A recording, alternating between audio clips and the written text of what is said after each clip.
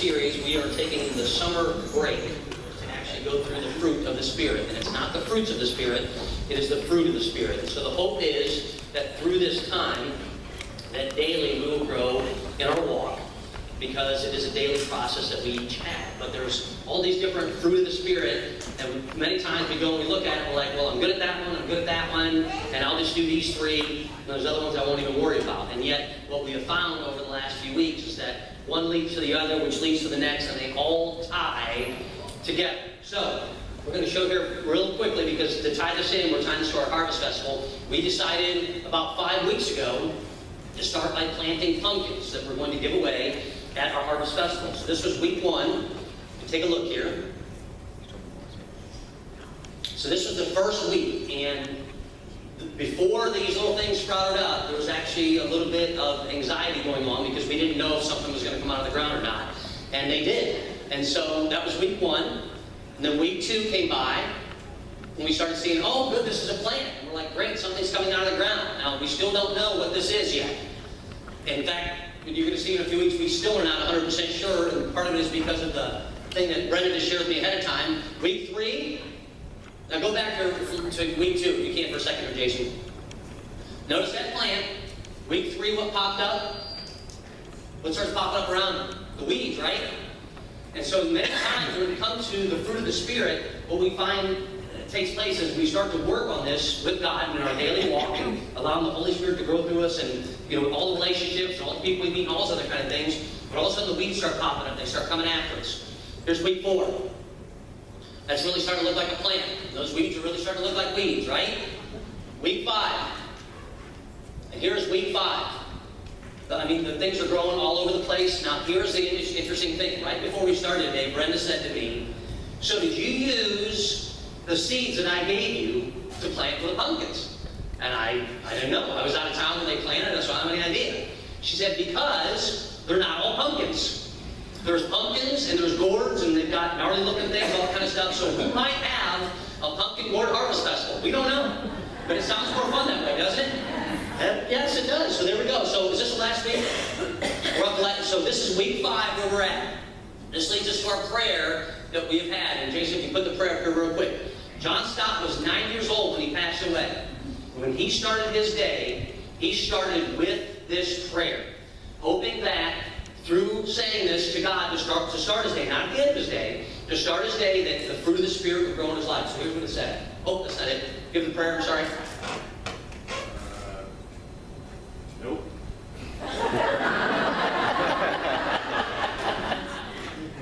Okay. That's okay. Here we go. You ready? You guys get this is from Galatians.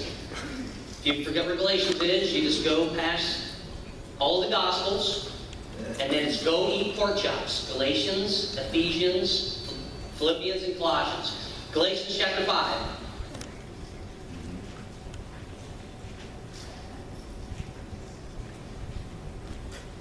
Verse 22 says, but the fruit of the Spirit is love, joy, peace, patience, kindness, goodness, faithfulness, gentleness, and self-control. And he started off his day by saying, God, would you today produce in me, create in me, grow through me, love, joy, peace, patience, kindness, goodness, faithfulness, gentleness, and self-control. So he was actually quoting Scripture for his daily prayer that he would give to God. Now, Jason, if you could find that, we have that slide somewhere, hopefully. If you could find that so that we could put that back in, because at the end I want us to all to say that together. If we don't, we'll go to Galatians. But this week, we've gone through the first couple, and we are at the one that I believe is the most elusive. And the reason I believe it's the most elusive is because of what's going on in society and everything around us. And that is peace. Peace in the 70s was, peace. And we found all different ways to try. We go with what the opposite to what it is, and we all want to have this peace daily and within every moment of our lives. But the reality is, we don't have a lot of peace. It just isn't there. So if I asked you, where you're sitting right now, what is the opposite of peace in your life? What would you say is the opposite of peace? And we have all kinds of words that can come up from that. If we were just in a blanket term, say peace, well, the opposite of peace is war. For some of us, that opposite of peace is, it could be just something as simple as agitation. I want to apologize to the praise team because we're all facing that way. In the middle of the first song, I started getting the giggles. I'm one of those people that get the giggles at the worst possible time, and I started getting the giggles. Because Mike and Brenda shared with me that one of their workers this past week was told, okay, now listen, don't pull those, but pull those. Those are weeds. And if you know my family, we're bad about we will grow a 4-foot weed that has flowers on it. But anyway, these are the weeds, and these are the vegetables. Weeds, vegetables. Pull these and don't pull these. And when they came back, everything was gone. So all of their onions are no longer. So all the weeds are gone, and all the onions are gone. And this is why it's amusing to me. It just happened to be that one of my kids is who did that. And so I got the giggles while they were doing that. And so I apologize, but they're going, you know, amazing love, and I'm like, you know, kind of thing. And it's terrible feeling that way, but what are you going to do? But there's agitation all of a sudden, right? For that person. So the opposite for them could be that agitation. It could be hate in your life. It could be hatred. There's something that is opposite of peace, and that very thing that pops up is the very thing that is keeping you from the peace that God promises you. And so in those areas, whenever that peace is that you seek, you've got to understand two things to start off with before anything. The first thing is this.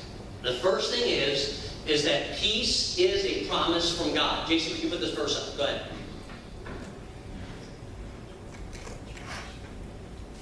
Are you messing with me back there today?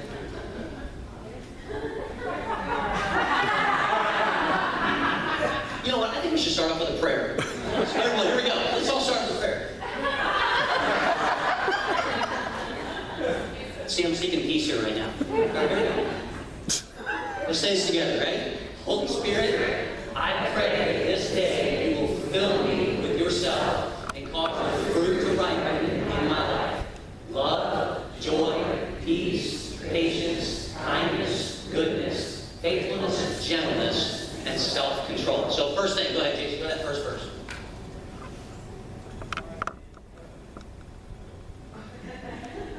Okay. I told you these things so that in me you may have peace. In this world you will have trouble, but take heart, I have overcome the world. So these are the words of Jesus. And he says this, he says, I have told you and me, I have told you this, so that in me you may have peace. Notice he says, you won't necessarily have it. Because the choice to have peace is ours through him. He'll give it freely. But he understands there's so many other things that are taking place within our world that are dragging us down, that are beating us up. But we don't realize this is a promise from Jesus himself. This is a promise from God himself. He says, very next verse, in this world you will have trouble. So when I said to you, what's the opposite of peace in your life? That's the area where you're going to have trouble. And for each one of us, it's a different area. It could be that hatred. It could be politics. It could be religion. It could be discontentment. It could be agitation. You all know what that area is that is causing you to not have peace in your life. And yet Jesus said this, if it's of the world, I've already overcome it. And not only have I overcome it, but here's the thing, if you will seek me, and if you will seek my ways, and if you will listen to my words, and if you will follow them, you will have peace. And yet he realizes that within this world, because he walked in this world, that there's so many other things that are taking place that it's going to try and pull the very peace away from you. So you have to make the decision. Is this a promise that I trust from God? And if you want to have peace, you have to understand that it is his promise to you. Next thing. Go ahead and do the next verse, if you would, please. This is from Romans 12:18. It says, if it is possible, as far as it depends on you, live at peace with everyone. Live at peace with everyone. Now, this is very difficult. Because when we live at peace with everyone, sometimes we have to live at peace with people far away. Sometimes we have to live at peace with people close up to us. There could be relationships, there could be struggles that you've had. You've tried everything you can to rectify it. You've tried to make it better, whatever it might be. But if you're not at peace with that person, part of that may be that you have to have that peace within you through forgiveness, through grace, through all those things, to have that peace that that person's going to be how that person's going to be. That's how they've always been. They're not going to change, but I'm going to forgive them. I'm going to extend them grace. I'm going to move on, and I'm going to take God's peace and even stop long enough to pray for that person that they too may find that peace. There are just people out there that's how they are. So, first thing is, it is a promise from God. The second thing is that it is a directive from God. If it is possible, as far as it depends on you, live at peace. He's saying this, you live at peace with everyone. Sometimes it's far away, sometimes it's close by, but we need to seek that peace. So there we go. There's the premise for today. That's where we're going to start. How is it then that we gain this peace? What is it that this peace can come through us and through God, and we will allow it to work so that people can see this peace and we can have it evident in our everyday life? So there's three different areas. Go ahead and go to the next verse if you would, please. 1 Peter 3:11. He says this. This is Peter. He says, they must turn from evil and do good. They must seek peace and pursue it. What is it that you pursue in your life? We all pursue something. There's something that we're all going after. There's something that's in the big picture that we all see. There's something that we wake up in the morning and gets our gears going, the wheels moving, all that kind of stuff. So what is it? Do you seek a job promotion? Do you seek higher wages? Do you seek a material something? Do you fill in the blank? What is it that wakes you, when you wake up at the beginning of your day that says, I am going to pursue this? Because peace is the thing that we should pursue every day. Peace is something that we wake up at the beginning of the day that, yes, I have love, and a lot of times I have joy. But if that love and that joy, if I lead with those, that is going to lead to peace in all of my relationships. It's going to lead to peace in strangers I haven't met. It's going to lead to peace in people that are going to freak out on me. It's going to lead to peace for me personally on the inside, so that when I get anxious or when I get angry, or when the blood starts to rise, that I can have that peace because I am going to pursue it. And many times, there's no pursuit when it comes to peace. Many times, we stop. Many times, we put up a wall. Many times, we say, I'm done with this. Many, many times, we do things our way, and then we never, ever have the chance to see God's way. And we don't see God's way because we haven't found peace. One of the things that I share with people all the time when they're struggling, and it could be with their marriage, it could be in a person that they're starting to date, it could be that the fact that they don't have someone they're dating, it could be with their finances, it could be in all the different areas of their life. It could be someone that has left, it could be raising a child, it could be dealing with teenagers, whatever it might be. And it could be everyday things that happen, where it was a struggle at work, or they lost their job, or those other kind of things. There's a constant turmoil that is taking place. And so I stop long enough and I say, you need to say 5 words. 5 words until God's peace rushes over you. Let go and let God. Let go and let God. Let go and let God. And you say those until God's peace comes through you. Because what's happening then, if I stop long enough, wherever I'm at, and say, Lord, I had to struggle. Lord, this was not a good thing. Lord, I can't believe I made this decision. Lord, I keep going over and over, and it stops me in my tracks. Those 5 words, let go and let God. Let go and let God. Because until we let go, we can't let God do what He's going to do. Until we let go of that relationship that we knew wasn't a good relationship, we can't allow God to work through the next relationship that can be a good relationship. Until we let go of the fact that they left and they did it on their own, we can't allow God to work through that next one that is going to be focused upon Him. Until we let go of the fact that we made a poor decision and we can't deal with the consequences for those choices, we can't let God work in that next decision so that we don't make the same mistake twice. Kind of a popular story going on right now, in case you haven't heard about it, but Urban Meyer, who was the coach of the Ohio State football team. They hit him with a question. He had just fired his assistant coach. And at the Big Ten Media Day, they asked him a question about that. And he either misremembered or whatever he is that says that he wants to say on it, he didn't handle the question in the right way. But he already said it. And because of that, it's very likely that he could lose his job over one statement. Because just a couple of years ago, the same coach said, if you're caught lying, and if you lie about this, you lose your job. Over one quote. Over something that now he's saying, I handled that the wrong way. And over something that I'm sure has become a source where there's no peace right now within him.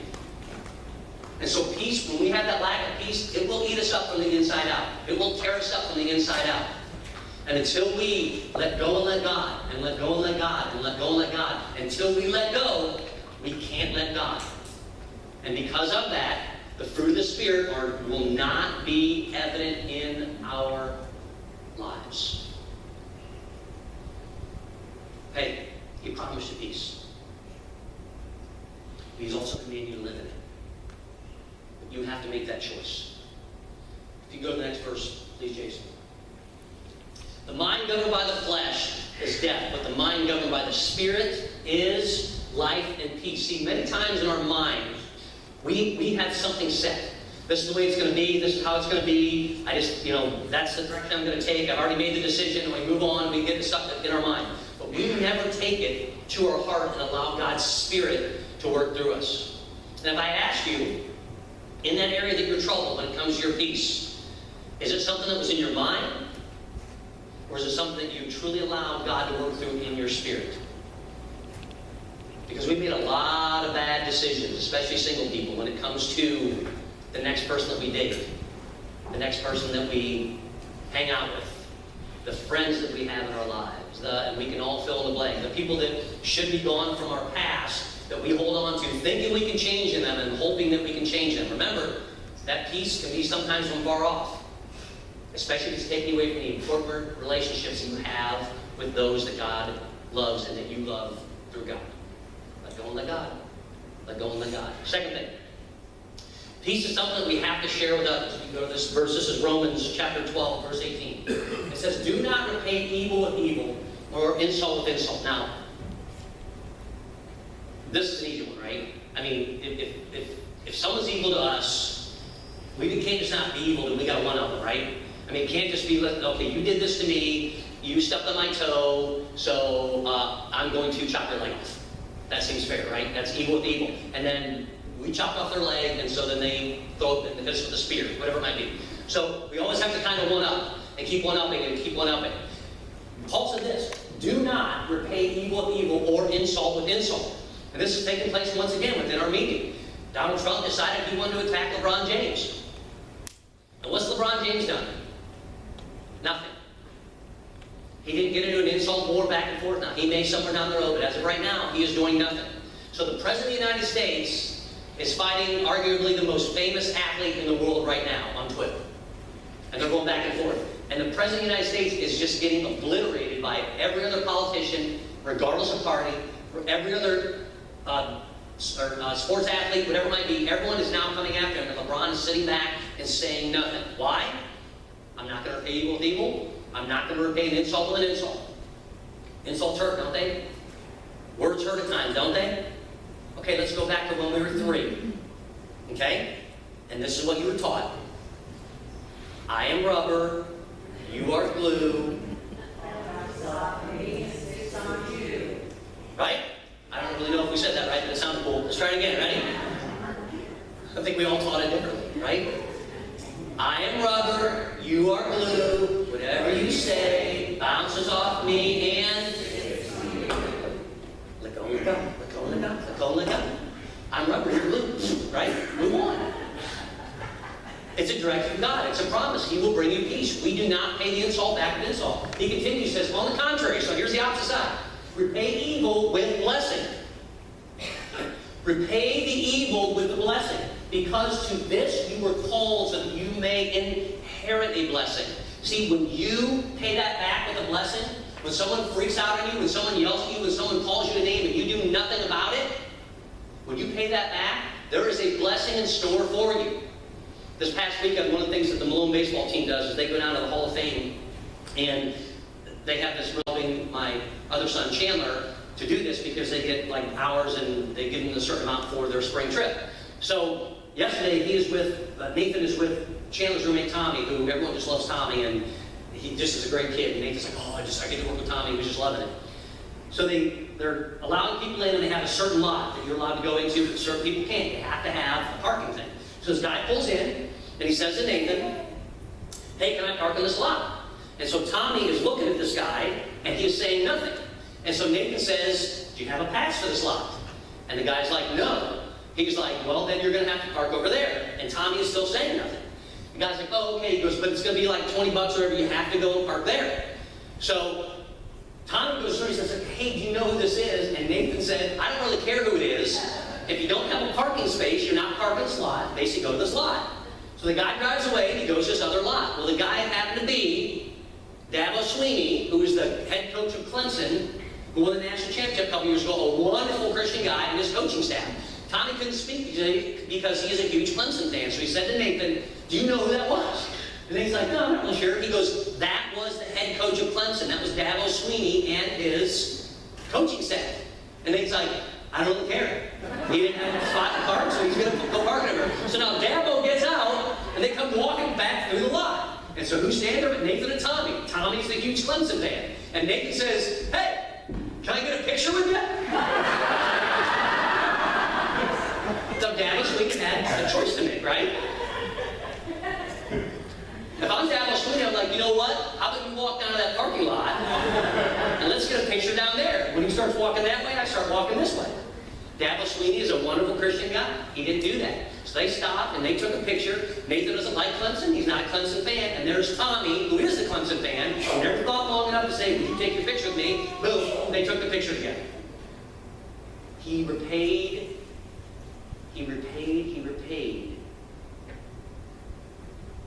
And he was blessed. He repaid with peace. And he was blessed. He took the promise that God gave him of peace, and then he shared it. And through it, he was blessed. This is what God brings us, if we'll just allow it to happen. And it's tough at times. You know why? Because there's always someone on the other end that isn't seeking peace. Don got up and shared about our faith. It starts with a conversation. There's another person on the other end that isn't wanting to have that conversation. There's someone on the other end that's looking for the insult because they're in this world. But Jesus said, I overcame this world. And part of the reason I overcame this world is so that you and I could have peace. Love, joy, peace is promised. Next verse. If you move on to the next verse, I'll show you how important this is. Let us therefore, anytime we see the word therefore in the Bible, we stop for a second. Let us therefore make every effort to do what leads to peace and to mutual edification. Now, when we read this verse, we're like, yeah, man, whatever it is, whatever's going to bring peace, whatever it is that's going to bring peace. Gotta look for that peace, gotta look for that peace. This is how widespread the pursuit of peace is. This entire discussion, this is Romans chapter 14, isn't about relationships with friends. Isn't about relationships with boyfriend or girlfriend. Isn't about relationships with our children, our spouse, our grandparents, neighbors, none of that. This entire conversation is about food. It's about food.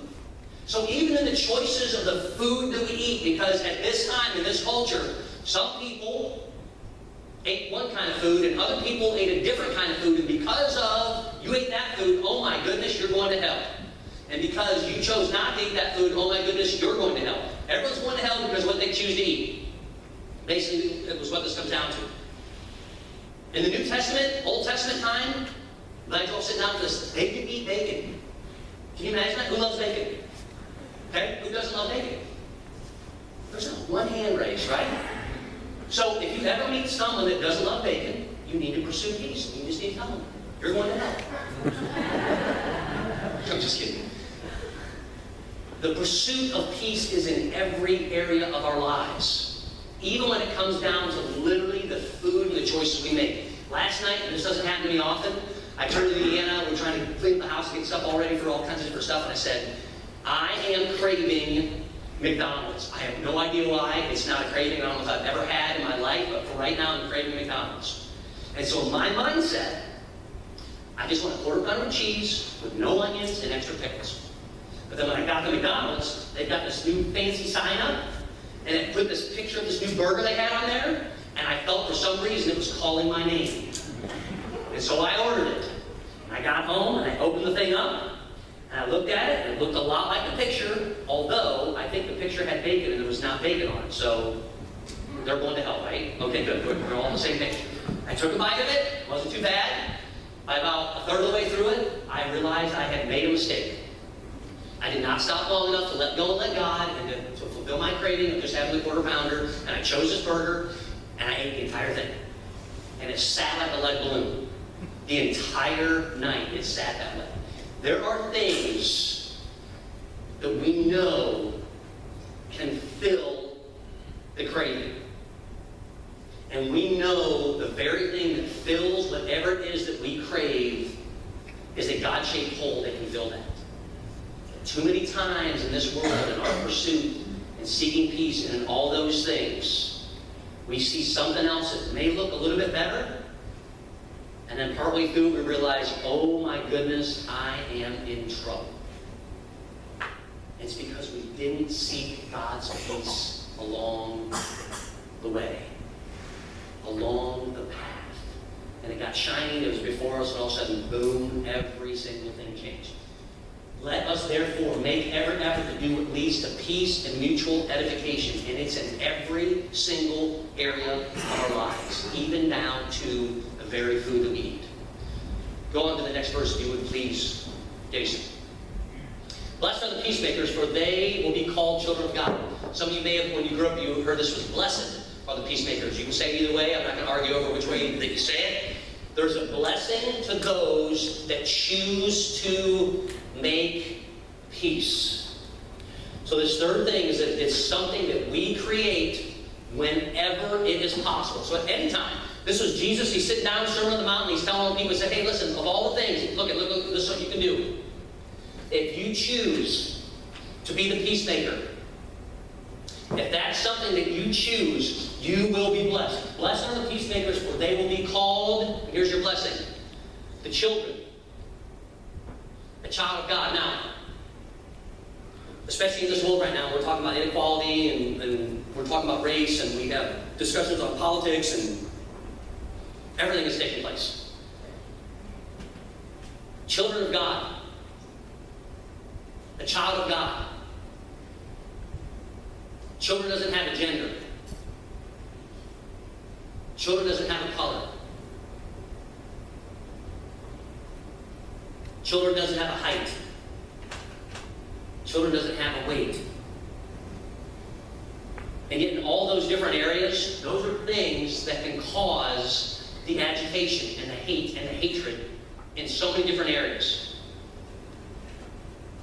But when Jesus was sitting down with people, in his first sermon, he let them know that your job and my job, part of it, is for us to be peacemakers. For some of us, that's going to be a direct peace that we need to try to make peace. Could be with our spouse, could be with our kids, whatever it might be. For others, it may be just having to let go, let God long enough that God, would you please bring someone into their life to help them deal with that so that you can move on. But the bottom line is this, is that we can control peace if we choose to allow God to bring the peace first. It's part of the fruit of the Spirit. It isn't in there accidentally, but it is the most elusive part. Back to the Hall of Fame, a guy had a ticket for, and I may have the days wrong, but Thursday and Saturday. Guy drove up in a BMW, nice car, but on Friday he didn't have a ticket. So he pulls up, and he tells Chandler, basically, he's going to park in this lot. And Chandler's telling him, you can't park in this lot because the lot's going to be completely full. He's like, but I have a pass for Thursday and Saturday. Chandler said, this is Friday. He goes, but I have a pass for Thursday and Saturday. And obviously I have this really super nice car and it's nice and shiny, and obviously I'm something really, really important. So because I'm someone important, I have a shiny car, and you're just this little peon baseball player who's working, for $10 an hour in the heat of the sun. You should let me park in this parking spot. Chum said, I'm sorry, but I'm just following what I've been told to do, so you can't park here. Got to the point where the guy was literally like almost wanting to fight Chandler. Now, here's the thing.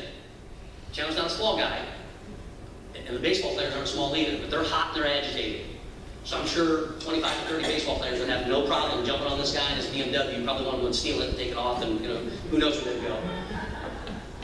But Chandler was able to diffuse the situation enough where the guy got in his car and he left. See, many times we will try to use position, and people will try to use position on us to bully us,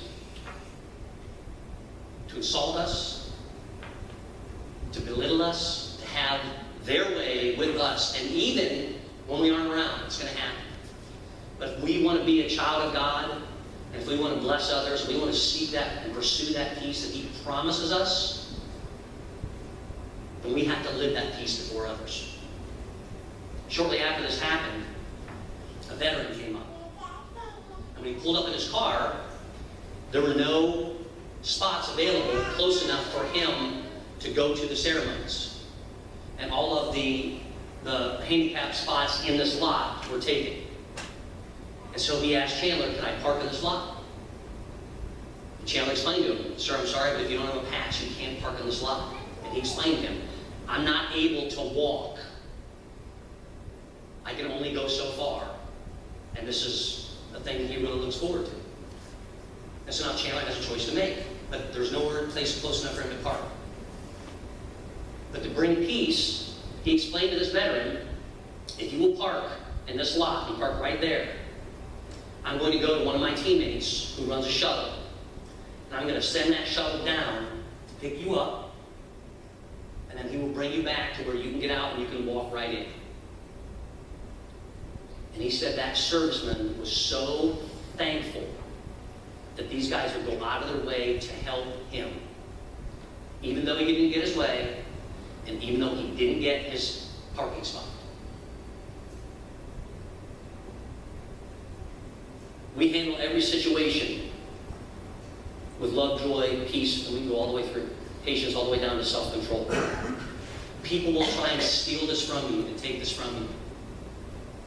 But when we pursue peace, and when we look for it, how we choose to recognize God within it can make all the difference in this world.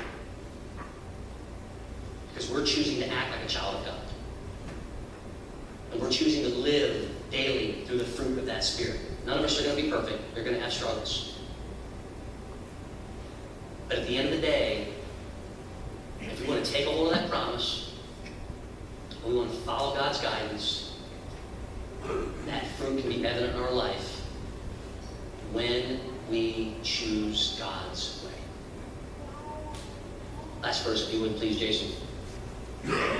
Solomon said this, there is deceit in the hearts of those who plot evil, but those who promote peace have joy. We're all plotting at times, right? If I can do this, I get this, we do this, we get this, and maybe I'll get something out of it, and if I just offer to be nice, then maybe they'll be nicer coming back, and if I give 10, then they'll give 20, and the Bible says if I do this, I'll get it back 20-fold, and 60-fold, and 100-fold, and all those things.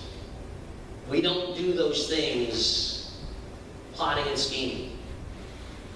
Because when we do that, that's away from God.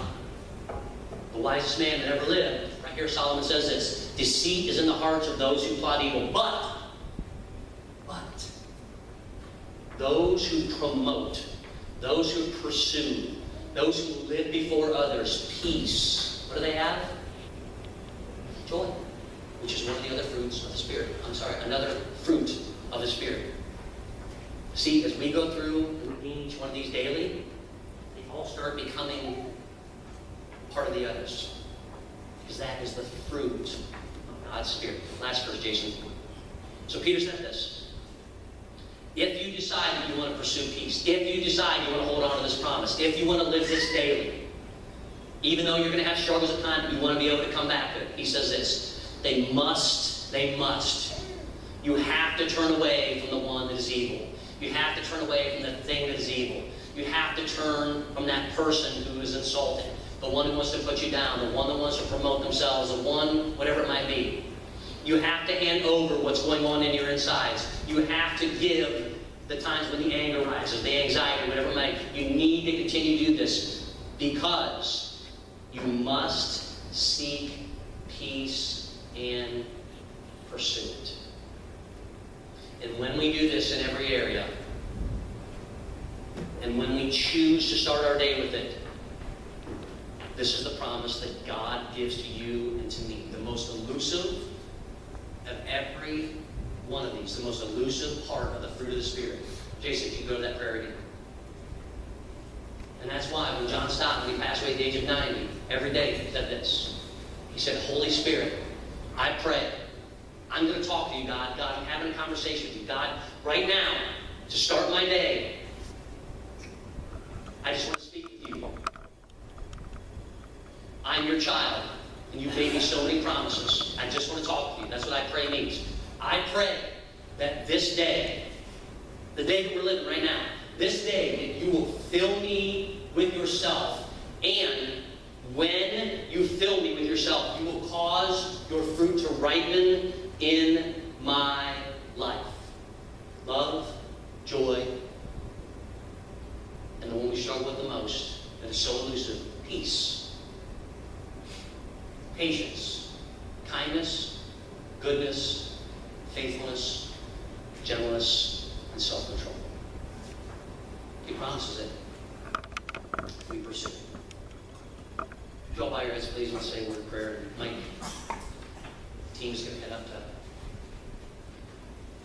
finish this invitation song. Lord, we give you this time. God, help us to pursue peace in all of our relationships. It's so elusive. God, it can come out of struggles at times. It can come out in the words that we say. It can come out in the people that are in our lives. But Lord, at the end of the day, you call for each one of us to seek that pursuit. To hold on to that promise. To know that it is possible, God, through you. So for all of us, Lord, in whatever moment it might be, whatever the distraction, the agitation, the hatred, whatever it is, God, that's in our life, that causes moments that are not of peace, help us to let go and let God work through us in our words, in our actions, in the time that we have with others. God, we love you. Help that fruit to ripen within each one of us. We give you this time. It's in your name we pray. Amen. Please stand.